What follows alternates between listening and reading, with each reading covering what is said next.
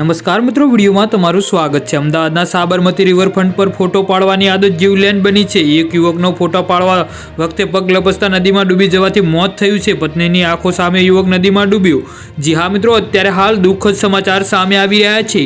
રિવરફ્રન્ટનું આકર્ષક કેમેરામાં કેદ કરવાની ઈચ્છા એક યુવક માટે મોતનું કારણ બની છે। ઘટના એવી છે કે ઘોડાસરમાં રહેતો યશ કંસારા નામનો યુવક પોતાની પત્ની સાથે બપોરના સમયે રિવરફ્રન્ટ પર ફરવા આવ્યો હતો।